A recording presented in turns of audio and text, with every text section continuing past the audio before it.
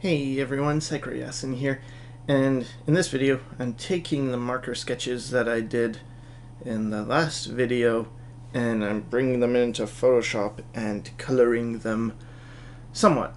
Not all of them, but some of them. And so the technique I'm using is the same as the one I use in the Udemy cel shading course, so I'm not gonna really go over the technique too much, but basically isolate the line art and then I use the lasso tool to create a mask and then I color after that. So what's good with using the lasso tool and creating this mask around the characters is it gives me a second try at the silhouette. So I get to refine the silhouette. And this is what I think is important whenever you ink anything or clean up things. It's to not just view it as I'm inking the rough, because if you think of it that way, you tend to just be following what you've already done. But instead, try and think like you've got a second try, and okay, what would you do differently, you know? So I try and think of it that way anyways. And so this is kind of a boring part. And I mentioned I'm not going to do all the characters because I'm not going to do the crescent moon dude. He just, it didn't strike me as someone I really wanted to do. I didn't understand what was going on, so it's like, screw it, I'm not going to do that. But I'm doing the other ones. And man, people were saying it looks like League of Legends characters, and that I was ripping off League of Legends. This is annoying because I've heard this a few times now with characters I've done. One was like that. I did this elf in the snow, and like that looks like a League of Legends character, and it's frustrating because I haven't played League of Legends and I don't know the characters, but it's just maybe it's just generic designs, because I feel like these designs are fairly generic. Like the guy right now, it's like, oh, generic samurai dude with big sword. There's a robot dude. There's the chick with the big sword again, and the ogre dude. It's like, these are just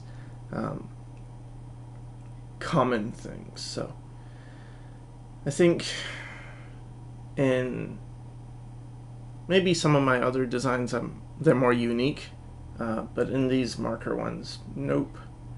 So I'm sorry if it looks like League of Legends things or any other thing. It wasn't intentional. In fact, I still don't know what League of Legends things look like too much.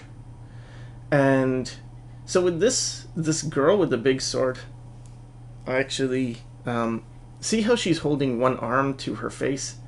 I didn't really catch that when I was doing the color, so I think I just treated it as if it was maybe another shoulder pad on the side or something. So, oh well. And so now I'm going into the more painting mode, and it's all about variation, especially for this guy, because this monster dude it's organic, right? It's a creature, so to me that means a lot of variation, a lot more variation than maybe in the robot dude. But yeah, although I guess I would do variation in the robot as well. I would just use like softer gradients, and with the creature I want to have more obvious different colors. I don't know. I don't know how successful this was, but again, I just want to do it because I think someone else mentioned it, to take the marker sketches and then see what the next step would be. And here I'm putting a ground shadow, because ground shadows are important. It grounds your character. It's like now they are in an environment, not just you know, flat, but it fools you into thinking that there is more there than meets the eye. And I'm trying to think if I can explain what's going on in my head when I do these. So for instance, right now I'm doing the blue, and it's like, okay, because the gray was too boring, and I thought, let me add blue. It will make it look somewhat modern. But then knowing where to put the blue is probably the challenge. And I'm using overlay modes to get some of those highlight areas. So a layer set to overlay. Again, it's not really important about what the trick is in how I'm doing it, because I could have done that many different ways. I could have used a color dodge layer, or I could have manually painted so I just lighten certain areas but increase the saturation or decrease the saturation. It's more that you've got the knowledge in your head, and I think that comes from probably studies, just observing things and seeing how they work. Yeah, getting shadows for everybody, because everybody could use a shadow, and they're grounded. And I changed the samurai guy's sword shape. I think the original sword shape was like behind him, it looks like he has a collar, right? I think that's actually where the blade originally was, but I felt like that made the hilt too long, so I just made that into a color. And for this, it's tricky about where do I keep the white and where do I keep the black, and I thought, let me add some trim. And trim is so effective at like patterns and trim. So see, I added like stripes on the thing around his waist, and then I added this orange trim, and it's really little things that make big differences and can make things look a lot more complicated when really they might not be. So I think one of the two things is the color variation. It just makes things look like, wow, so much is going on. This is so interesting, and this is why traditional work can often look so much better than digital work when you're comparing the work of maybe beginners. And this is debatable, because there's a clean digital look that looks amazing. But in general, it's because with traditional you automatically get all this color variation. If I took some paint and it was blue and there was some paint that's yellow and I mixed them and then I paint, well, there's going to be some parts that are a bit more blue, some parts that are a bit more yellow. There's going to be a lot of variation, changes in the texture of the canvas or paper. So when I paint digitally now, I try and keep that in mind and throw in variation, whether it's with overlay layers or with just manually putting in slightly different tones.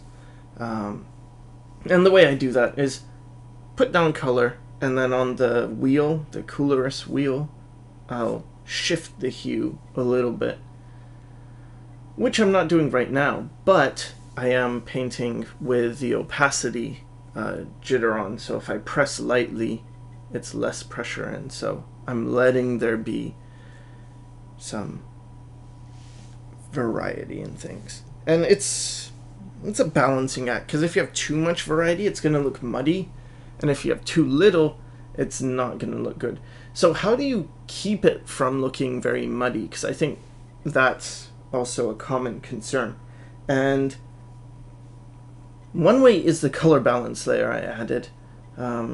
So you see, like, the current layer I'm on is layer 7, and then underneath that there is a color balance which just brings all the colors into harmony. And basically what it's doing is it's just saying, like, you adjust it so it's like, well, make all the shadows, no matter what color it is, if it's in the shadow, make it a bit more, and then you get to choose, and I tend to make it a bit more red or something like that.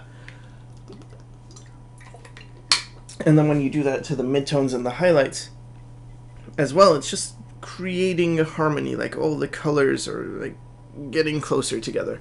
But if I was doing it traditionally, what I would be doing is creating, well, first of all, there's a lot of desaturated colors. And so with desaturated colors, you can have a lot of variation and it still sort of works. Like there's the mud color, right? You can look at that creature on the bottom right, and if you look at his skin, there's a lot of muddy, different colors in there. Browns, but also some are more green, some are more blue, some are more purple, some are more orange. Even with this guy, right? Like, look at his skin. There's a lot of different little things. And see, I added like a more greenish color, but then it's desaturated, so it will still work. It's just when you get muddy, it's when you get into the higher saturations, I feel anyway. Or you're going too crazy with temperature. But actually, I think you can get away with a lot of craziness in temperature. I don't know. I'm sorry if this is very technical. Just trying to explain my thought process, and I'm realizing that a lot of this might not make a whole lot of sense to people who are starting out, which is why mileage is so important, because it's one of those things that when you first start doing paintings, there's just way too much stuff to focus on, and then later on you're able to break things down into more manageable chunks and focus on, okay, I'm actually looking at the temperature now, the color changes and things like that. Whereas in the beginning, values are so important, and just the drawing is so difficult. But I do feel that drawing is usually people's problem, because color changes and all this stuff, it's pretty quick to solve. And so far, every time, and I'm sorry if this is you listening, because it used to be me, but every time I've seen someone who says, I can't paint, but I can draw, and I'm good with drawing, I look at their drawing and no, I've never seen, not once have I seen a guy who claims to be good at drawing and bad at painting, who is actually good at drawing. They might be okay at drawing or pretty good at drawing, but usually when you can draw well, then painting is not that hard. And I don't think I can draw all that well, and yet. But as I get better at drawing, I tend to get better at painting. But as I get better at painting, it doesn't really transfer that I get better at drawing. So anyway, I hope this helps with